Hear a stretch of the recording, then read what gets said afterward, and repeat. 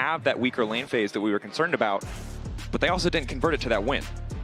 I'm actually looking at bot lane again. I feel like T1, like the platonic ideal of this T1 team is still if this bot is able to get a really early push and either unlock it so they can initiate swaps if they want to, or just generally unlock Keria on the map because he can be such a menace on such a wide variety of different picks, right?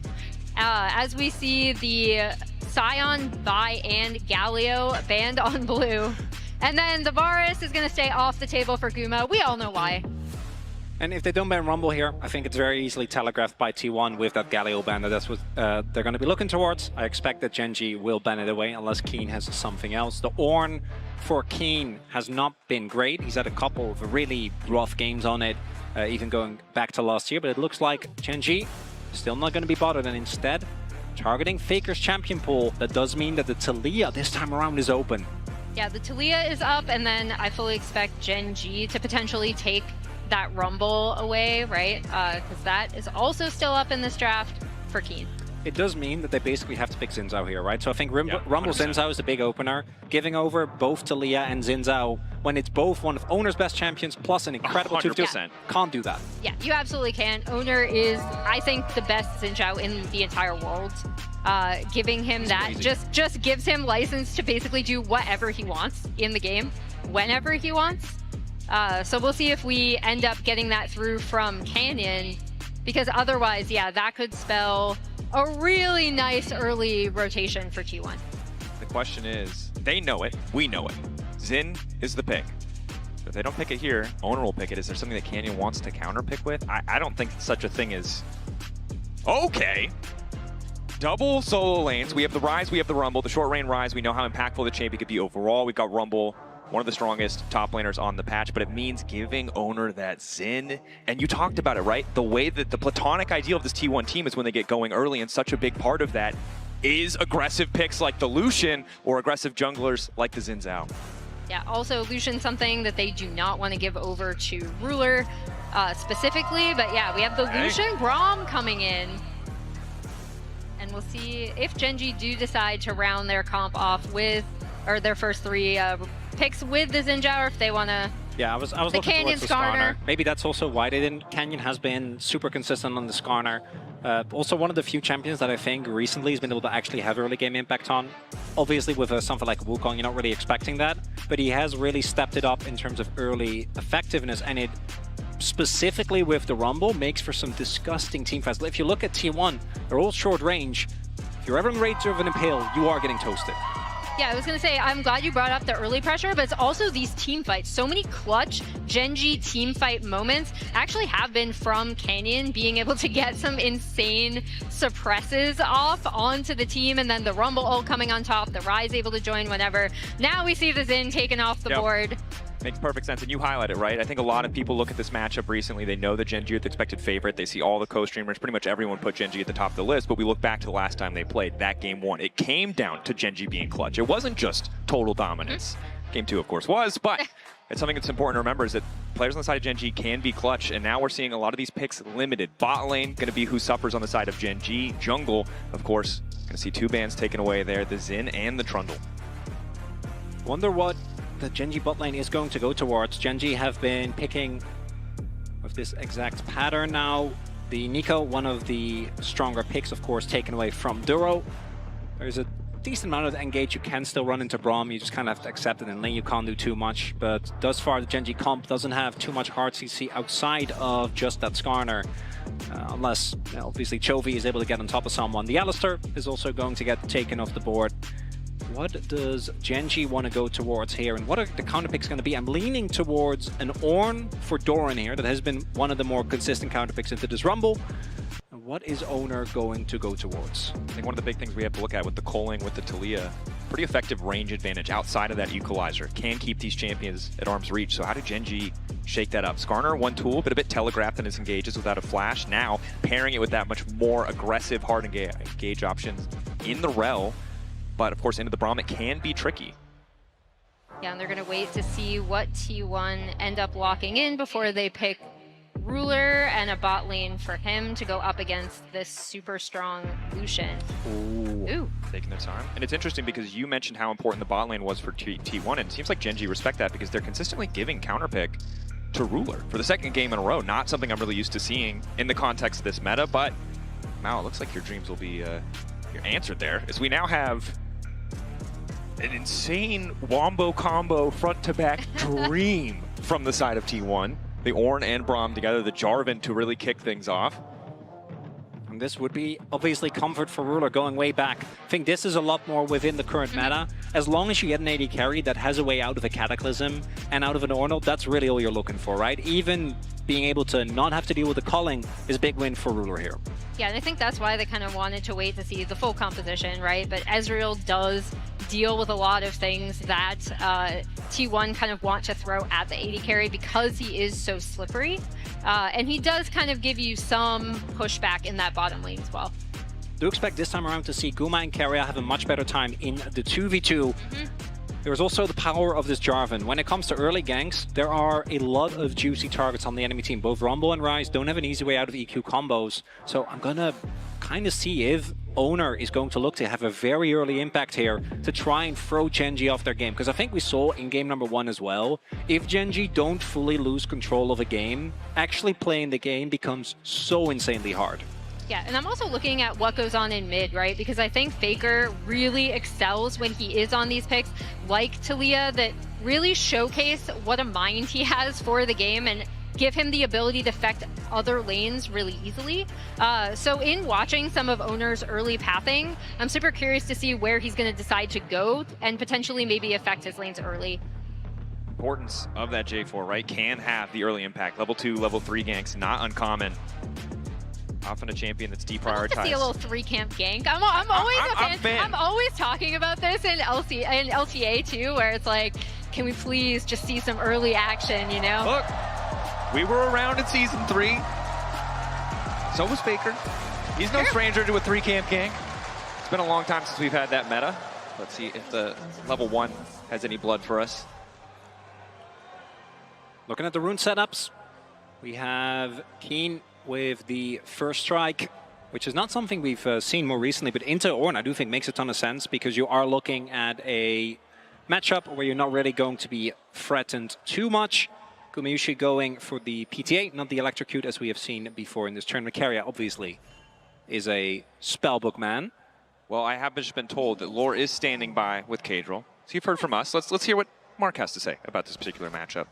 I am indeed with the Rat King here once again. Kadril, tell me about the atmosphere here at MSI. T1 versus any team is always different. How has it been so far?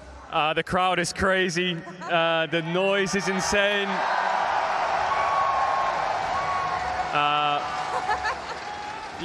Much love to the crowd. Thank you everyone for coming out.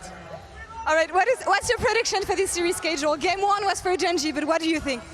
It's looking tough for T1. They really need to win this game. They need to win this game early because they could run out of damage very quick. So I'm hoping T1 wins so we get 5 games. Do you like the draft? What are we looking at in the early game? You're going to look at Oner and you're going to look at if the Lucian Braum can take over the map. I think Ryze having no flash is really important in this game. All right, Rat King, thank you so much. And casters, back to you. Well said, Mr. Kadril, Mr. Rat King. Thank you, Lore, as well. Of course, Flash, going to be a big deal. Still there for both respective mid laners as some phase rushers are being traded as these guys go really fast, despite not having boots. But for now, there's some trades, but no kills. No 3-camp gank yet. It can still happen. He's on his third camp now. Yeah. We do have an early invade though. Oner did go in. The level 1 for T1 is obviously way stronger, so there wasn't really too much that Gen G could do.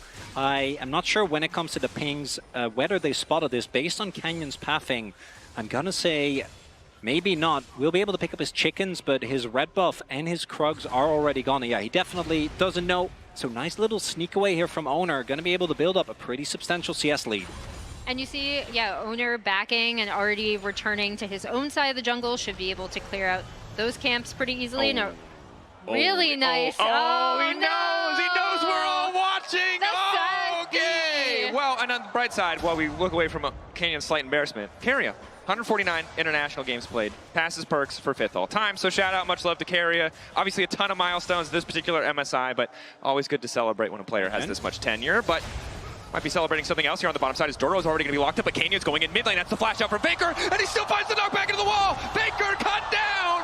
First blood for Gen.G. And I wanted to look at this mid lane. It's actually Gen.G that strike first, attacking Faker after Canyon got invaded, right? It was looking really good setup from T1. Great response from Canyon. It's a big mistake from Faker as Canyon. Still emoting, by the way. Look, he has a lot of emotions. That is the only thing that he could do, right? Like, you're Skarner into J4, you can't invade. All you can do is look for a gank. So the fact that Faker dies, gives up his flash, is now down a TP, is a really, really big deal. And we'll see Oner as he's pathing down towards this bot side. Gen.G's lane is actually backing, so he's not going to find anything there. Should just be able to return to his own camps and clear those up. Of course, difficult situation in the early game. Heard Cadro already, but that flash being down makes things so much easier for any repeat ganks. Jarvan, of course, a lot more immediate target access. The Skarner normally a bit slower, but against a flashless champion, it can just be so easy. Ooh, looking at the bot lane though, it looks like Guma and Keria have been able to at least continuously generate that prio that we wanted to see, right? Lucian Braum picked early in the draft. Faker knows that Doro is here. It out, and so much attention paid to the mid lane in this game. Chovy kind of left on an island in the Annie game. This time around, they are not letting Faker play whatsoever. Really trying to capitalize and punish Faker in the earlier stages. The flick back doesn't quite hit, but Oner's here to cover as well. And I think not surprising, given how well Faker did in the first game. They don't want to give him any room to breathe here in the second. Yeah, and setting Chovy up in a good position ahead on this rise is actually also going to be great for Gen.G. Accelerates kind of one of the scaling options in their composition, as we do see Ezreal now on that bot side. And T1 again, we talked about their early Drake prio. They're getting it off that bot lane. Yep. Talked about the history of the matchup as well. You can see Chovy relatively favored, but it might not matter in the face of this fight as Chovy's going to get locked up and cut down. Guma and Faker finding the kill. Oner with the setup, and now it's Canyon in trouble. The Skarner was good early, but he hasn't been able to get anything else. Keria still standing. Multiple members marked up. Concussive blows. Everybody's getting knocked out. Instant feat of warfare for T1, but they're not done. Doran on the top side. Bonks him with the hammer, taking his sweet time, fishing for the knock-up, but he's not going to finish the job. Ruler uses the barrier, but holds on. I'm pretty sure T1 kept that Drake damage the entire time during that fight as well. Massive value from that Braum coming out from Keria, able to deal with anything Gen.G threw at them. That's the explosiveness of T1. Many team has fallen towards, and you can see Oner stays hidden here, but the flash flag and drag, you should know that he's in the area. Chovy doesn't really have that much damage, and then Canyon is a level 4 Skarner just amongst all these people. Not too much that he can do, and Gen.G, I think, maybe bolstered a little bit too much by that early gank. Try and go for a hard contest against this comp, and Lucian Braum popping off early. Yeah, and Keen was also, even though he does get the equalizer down, he wasn't exactly in a position to kind of come in and really start roasting people as you'd want from an early rumble. Canyon, nice sidestep. May try to go through the wall here, but Keen is on the way down, so he might be happier about this fight than expected. Canyon not feeling the beat at all as Keen manages to find the kill onto Faker. Canyon still manages to get out. The flash over the wall. They're absolutely bamboozled. Canyon needs a little bit more shielding. Doro! Are you kidding me? The slimmest margins. Canyon shouldn't be alive, and he's still going. Q forward, shattering strike, buying a bit more time. Oh, the flame spitter, it just keeps coming. Canyon lives. It's a jungle Canyon. As Gen.G fight back in this fight. T1 thought that after the great start early on, Canyon overextended. Little did they know it was all an elaborate trap as the sidesteps early on dodges the damage. And the big thing is Keen is here, and then Chovy, shout out to him, right? Like he does his jungler a solid. Canyon able to flash out, survive this entire thing, and then Duro coming in, locking down Oner, and then they're immediately onto Keria. And what a bounce back. The previous fight was a disaster. They managed to hold on in that one. And one of the big criticisms levied against Gen.G, the reason why people might be skeptical jungle and support working together, not always on point, but there, Duro showing up just in the nick of time to save his jungler, to find that extra kill, and it's Gen G right back in the driver's seat. And right there, you see as well, Helper, excited about literally every play. Coach Kim, he's watching, he's taking notes. Good cop, bad cop, you know? I gotta make sure, you know, it can't just let T1 get away with it. And Helper, we have seen even in backstage, really big for the Gen G mentor, and really every single clip. That's just how he is, even at low park. Yeah, you see Gen G has a slight gold lead, but off of the reset. T1 actually were able to clean up those grubs, which is going to be really good for them. And they're actually only one objective away from claiming feats outright. Would be an excellent boon to have at this point in the game. It has been neck and neck, only about a 900 gold lead, 800 now for Gen G. Both sides would really love to complete that first item, because I think while we talked about damage potentially running out, we heard it from Kajal earlier, right now neither side really has enough sustained damage outside of the Rumble to win out in these fights, although Canyon getting picked off, manages to snag 2, and Ruler's here. Free firing is the Ezreal. Guma unfazed. Keria now retreating, likely just to fall here. They'll get 1. Ruler happy to have the kill. And that's the playmaking Skarner we've come to expect from Canyon. That's why he is so dangerous on this champion, and Guma might be in trouble. Oner spotted. Dashing through, Mystic shot sidestepped, TP on the way down, Oner on the way in, flash out from Guma is good, Shattering Strike still hits and down he goes. Oner's finally here, but it's too late. Faker just tells him to back off, there's no play left. And that is a TP invested by Faker. That is Guma's flash now down. And that's the second game in a row where it feels like Gen G is just straight up running away with this early game. And I think credit to Canyon, right? When we talk about Gen G, we mentioned platonic ideals already. Gen G are that precise team, right? But when it's time to step on the gas, when they know they have an advantage, when they need to push it, when he needs to find a gank, Gen G can still do it. They find those plays on the bottom side, and T1 are the ones left wondering what the hell is happening. Yeah, and the big thing is that Chovy is now in such a good position. RD3, 1 and 2 on this rise. Should be able to lock that first item in soon off of this back. Yep, there we go. Roa, that's going to make him so much more difficult to kill now. For 10 minutes, and Keen, with First Strike in particular, if you can get your early spikes, sitting on the biggest gold lead in the game, by the way, 1,000 for this Rumble, courtesy of his own early skirmishes, it snowballs so quickly because it takes, right, part of the damage that you do. If you have a very early Leandris and you're just farming that again and again and again, and T1, they still have a lot of aggressive power when it comes towards this front to back, right? There's the Ornn, there is the Jarvan as well, and there is a lot of CC that can kind of play the way that Gen G did in the previous game. They can, but we'll see how Gen G kind of want to set up potentially around this Drake. Because I am not sure if T1 are going to want to fight them. But T1's going to start it out. T1 kicking things off. Gen G not in a great spot.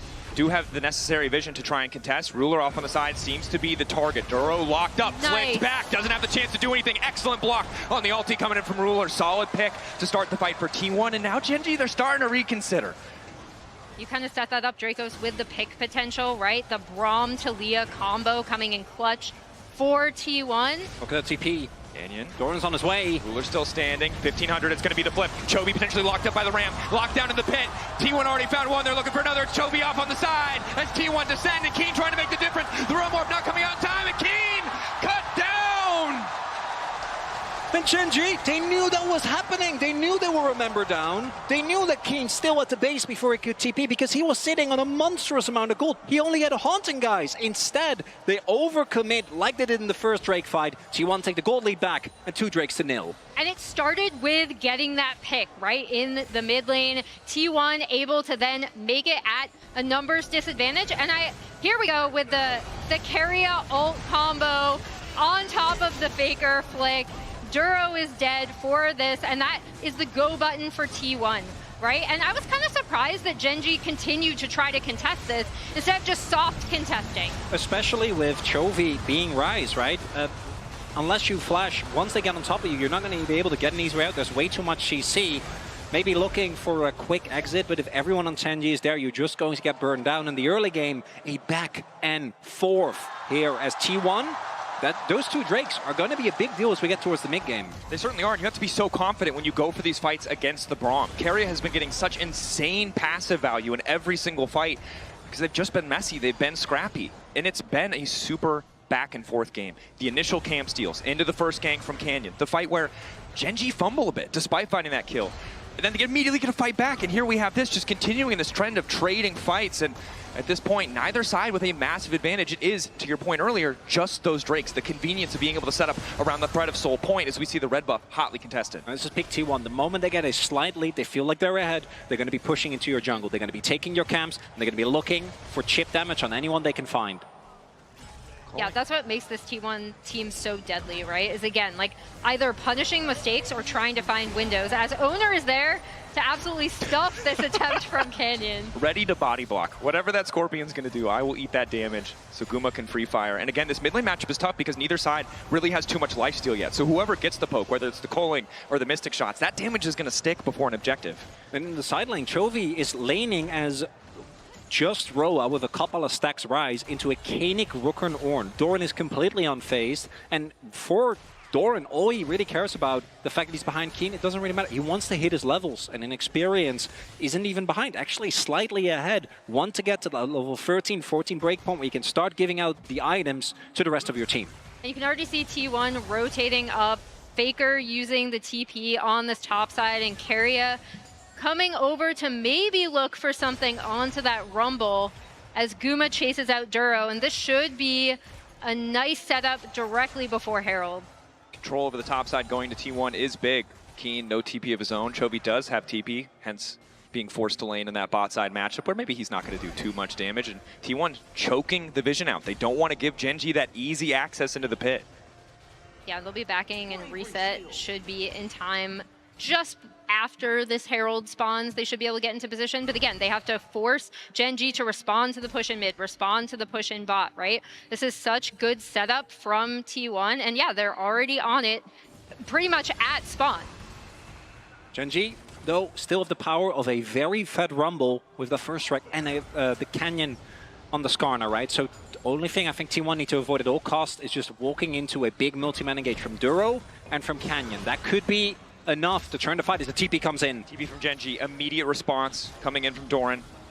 Chovy now trying to run more out. He wants nothing to do with that fight. Lockup goes there onto Duro. Faker looking to follow. Goes over the wall, but he's all on his lonesome on this side. Doran quick to follow up as well. Colin coming out. Guma knocking him down. Canyon needs to get out. He'll find the retreat, but it's T1 who are first on pulling the trigger. T1 finding the angle of attack. Chovy, Ruler still standing. Double threats. Canyon there to potentially steal, but it looks like the objective is already gone. Down goes the Herald.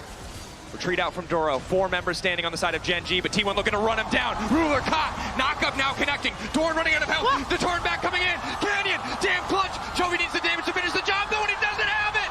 Charging through is the Herald into the mid lane, and T1 get the fight. And Genji didn't have the damage there, even though they were able to get off a beautiful CC combination from Duro and Canyon. T1 clean up the fight, they get the Herald, and they get mid-tier 1. It's a target selection here. Coming into the fight, we talked about what can Keen do, and guess what? In this fight, basically nothing. Thanks to the engage from Doran with the flash ult into Knockup, saves that fight. If Keen gets even a little bit of damage from the equalizer, if you look at how close that fight ended up being, could have been the turning point. He is so insanely strong, but instead what happens is he gets blown up, and then even though the Genji front line does a good job of layering the CC, softening up the targets, softening up for who? And for what? Because they don't have the damage to cut through these health bars. And we talked about heroic ultis from Canyon, and this was one of them, but they're not at the point in the game where Chovy can bear that damage burden alone. Ruler can't hit the right targets, right? The Braum, the front line, so difficult to get through. And Genji biting off more than they can chew. We'll see if they make the same mistake twice. Again, Keen, the player you need to keep your eyes on. He was the one who was picked off. He's the one with the gold advantage and the power to change the fight. T1 know it as well. No reason to risk, but it is Soul Point. Faker poking, prodding on the side, contesting a bit of vision, making sure Genji feel threatened. But T1 not hesitating to risk the flip. Faker wall. Canyon, they don't see him. Faker wall the zone off. Equalizer to start things off, keeping them in the fight. Canyon going over, but who's going to get it in the end? Eyes on the Drake, but Faker laying down so much damage, and the Drake might not even matter. Guma continuing to free fire. Uncontested his door, just barely makes it out. No, he will get cut down. Canyon finds a good ulti, but Chovy's zone from the fight. The Rise doesn't have the range, but T1 sure as hell have the damage. Another fight in their favor. Canyon still in the area. Might look for a possible steal, desperation play. From the Skarner, he's not seen. 2.5k. Getting lower. Not spotted. Doesn't know. Doesn't know. Goes in, goes right back out. But now the chase. Hex gate. T1 want a little bit more. Canyon running. Flick back, flashed away. Oh, they get the flash as well, and that makes it that much more devastating. The T1 are finding these fights that CC isn't layered with the equalizer, so it just doesn't do enough damage. And again, a crucial member of Gen G gets blown up in the fight as Doran again hits the mark. Yeah, I was gonna say the Doran and Faker combo coming out from this fight to immediately get onto Ruler, kind of take him out. And even though Keen is still doing a really solid amount of damage, there's still just not enough damage coming out of this team to clean up T1. And that's Soul Point. That is 26 kill in 18 minutes. I was really excited to just have a nice chat with you guys. You know, our LCK games, sometimes we have the opportunity for that. Not today, not today. Not in this game. Not with T1 in control of the tempo. Definitely not. And one thing that I will say, Guma looking powerful, but may have been picked off. Keria here to body block and try to cover. Guma sidestepping as best he can, but they're moving their way around the Unbreakable. Down goes the Equalizer, and Guma cut out of the fight. Ezreal ulti from Ruler is good. The fight's still coming through for Gen G. They found the angle, and they're taking it. Quick double for Ruler. We talked about Ruler being taken out of the last fight. Guess what? He just is now back in the game off of a really crucial pick from Gen G. Closer to the 2-item spike. Both Chovy and Ruler, tiers fully stacked. Once they get that, it's going to be a nice influx of power for the coming fight. We're still far away from Baron. It's a breakneck speed. You highlighted it beautifully, Mao, but Baron not on the table. Otacon 20 seconds away, though, may be the angle of attack for Gen G.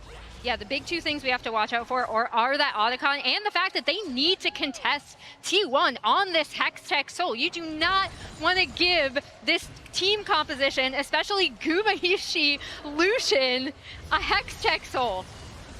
As stroke of irony, as it's Guma that kind of gets caught in a spot where Ruler often has been found. Really good immediate collapse, and you see T1 try and maybe salvage the fight, but the moment that Doran also gets slammed into the wall, decide the better of it is Ruler knows that they are not out of this game yet as Otacon has been started up. Doran trying to get in, ready to blow the horn if he has to. Oner, it's so hard to deny him access to the pit. Doran getting chunked out, still 5k, they can't really afford. Instead, they're turning. Gen G collapsing on the flanker of Doran, but here comes Faker laying down the wall. All D leverage. Only one member going to get knocked out. They want to burn through Chovy. 4k on the objective. They're not going to be able to finish it, but now the fight breaking out. Keria trying to find the angle. Gumayusi throwing down the calling, and all of Gen G is starting to fall. Chovy and Keen on the run. They can burn whoever they want, but it's not enough to take the fight. Doran unfazed. Keria stepping up. Faker to follow through and bring it home. 7k on the Otacon, but it belongs to T1. The T1 not going to let a single pick stop them from doing what they love, which is fist fighting to the death. As the crowd goes crazy, Otacon goes the way of T1, and the odds of this series going to 1-1 are looking good right now. And the crowd deafening, there's no way, there's no amount of white noise in the world that can stop Gen G from hearing it. The 6th man for this T1 lineup. And again, the perfect world for Keen. You can see it. The 2k individual gold lead, but without him in a fight, it is a 6k relative deficit for Gen G, and that's devastating. It's devastating, and I actually thought Faker, being able to separate with the wall was kind of the setup for that fight, right? Because Gen G were kind of stymied and kind of caught with okay, where do we go? Who do we want to jump onto? And now T1 in very solid control of this game. And what happened there as well is that they tried to look for Doran, but I think he took a path, and you could see Canyon going towards upper part of the brush, expecting Doran to walk back to his team, but he just walked down instead, and that means they couldn't get the pick onto Doran, which means that Canyon was overextended.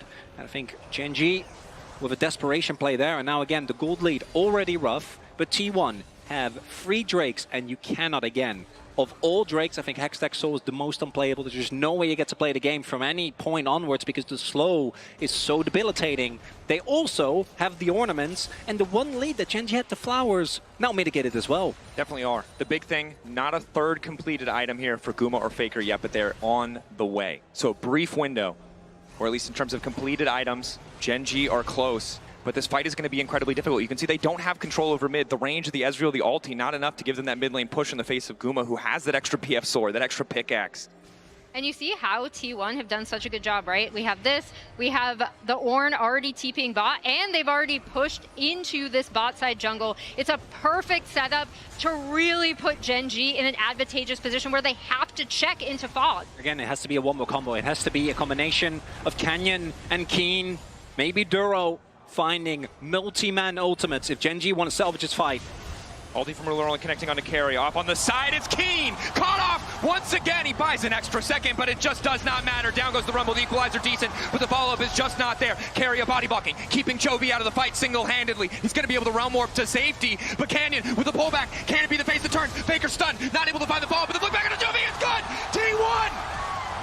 Find the angle, find the fight, find the pick, and just keep the ball rolling. Gen G shell-shocked. As T1 break into the mid lane. It's a layered engage from T1. 1 into 2 into 3. Doran followed up by Faker, followed up by Oner, followed up by Keria. And T1 gonna get Hextech Soul and stamp out the remaining hopes, I think, of Gen G in this game too. Yeah, they're in such a good position. And that was such a beautiful Drake setup.